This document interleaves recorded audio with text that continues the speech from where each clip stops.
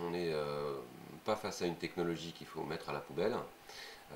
On est face à une technologie qu'il faut réglementer. À l'heure actuelle, on est dans des normes qui émanent d'une simple recommandation européenne, qui ont été mises en place par un institut qui a été dénoncé par les eurodéputés comme étant une émanation des industriels du secteur. Ces normes commencent à 41 volts par mètre jusqu'à 61 volts par mètre.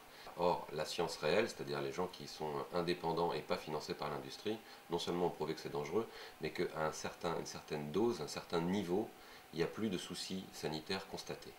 Donc c'est tout ce qu'on demande, c'est que ce soit en dessous de ce seuil, qui est 0,6 volts par mètre pour la téléphonie mobile, et 1 volt par mètre si on rajoute le Wi-Fi, le WiMAX, toutes les nouvelles applications.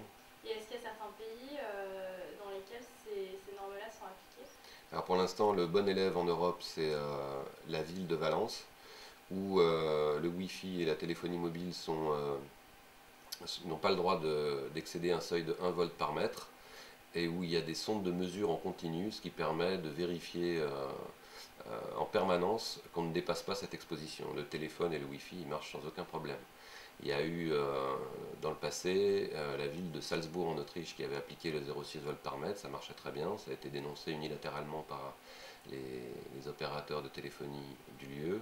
Et puis ça marchait également en Toscane où le seuil maximal d'exposition était de 0,5 volts par mètre. Pourquoi les industriels ne veulent pas entendre parler de cette réglementation? C'est tout simplement parce que dans les campagnes, les antennes relais pour la téléphonie mobile, il y en a une tous les 15 ou 20 km, et donc il faudrait beaucoup plus d'antennes pour que les gens soient moins exposés. Dans les grandes villes, il n'y a pas beaucoup de problèmes, ils n'auraient pas besoin de redéployer énormément. Mais donc, en zone rurale, il faudrait mettre beaucoup plus d'antennes et ça ferait beaucoup moins de bénéfices et beaucoup plus d'argent sorti. Et est-ce que dans les grandes villes, on a aussi ce même problème d'antennes relais trop puissantes? Alors il y a ce qu'on appelle des points noirs, oui, il y a des endroits où les antennes crachent beaucoup trop et mettent en danger la santé des riverains.